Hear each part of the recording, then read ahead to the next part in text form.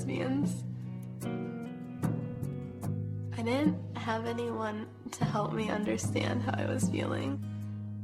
So I found the support that I would have gotten from people. In the books at the library, I would go with my mom, and my mom would be downstairs looking at the magazines, and I would go curl up with the books on what does it mean that you think you're gay, and, you know, like a gay teen resource guide, and just reading it, trying to figure out if this was me, if there were other people out there, if anyone was Jewish and gay.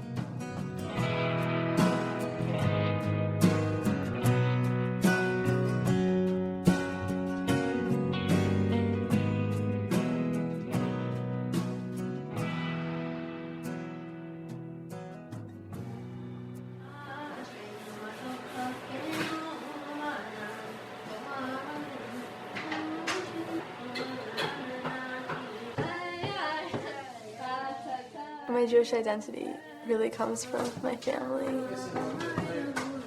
I always felt that it was so important. You know, we did Shabbos every Friday.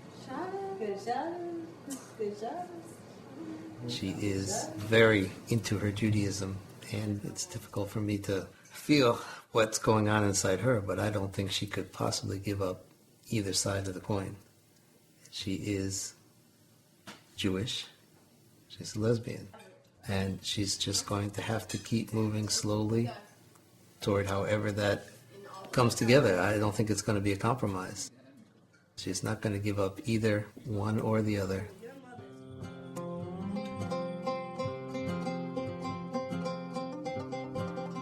It says in Genesis that we were all created in God's image, and that we're all faces of God.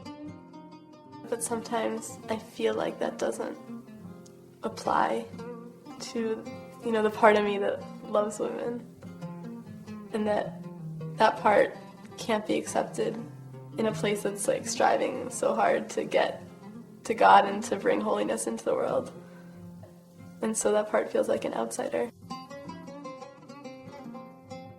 When she comes to me with struggles or kind of doubting herself, I say, well, it's usually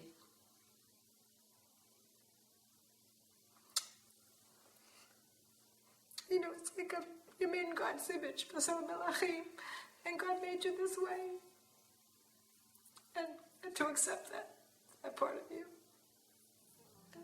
and you have to accept it's part of your being, and God made you. So I understand it in that context.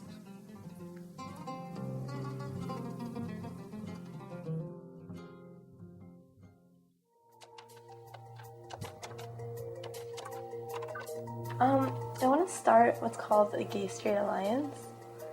Yeah, basically, it's a group. Okay. Okay, yeah, I understand. I took the whole phone list and started calling people. I got through most of my grade and a lot of the other grades. Okay, I was just wondering what you thought about it. I mean, why do you think it doesn't belong in your Jew? When I first met Shulamit, I thought she was too in your face about being lesbian, and I wondered why she always had to state that she was a lesbian. And then I realized it's not. It's because if she didn't state it, everyone would assume that she was heterosexual. Okay, yeah, no, you don't have to be in it. I was just wondering if you thought that... To have this whole aspect of yourself, if you can't discuss it or see how it fits into the rest of your identity, I think that could be one of the most lonely and confusing things ever. No, I know you're not gay. I know. No, Okay, no, see, the thing is, so I am? Shula is a serious, thoughtful, creative young woman, so she should be accepted, and part of what that meant was accepting her as a lesbian. Oh, you do? Oh, that's wonderful, thanks. Would you be willing to help me start it? I was interested in having that happen and in having a community have to grapple with what that meant. No, that's fine that we disagree. That's fine. I just wanted to let you know this is something that I'm working on. Shula had a definite impact on me. She challenged me to think about her as a person, not just as an idea.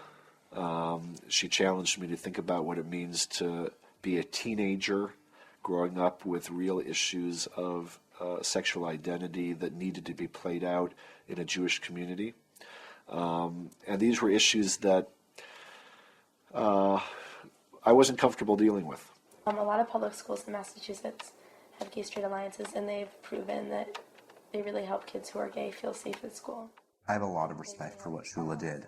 I look at it and I see that I saw a situation that I didn't like regarding my own sexuality and how it would be accepted or not accepted at New Jew. And Shula saw a very similar situation, and she did everything she could to try and change it. And that takes guts.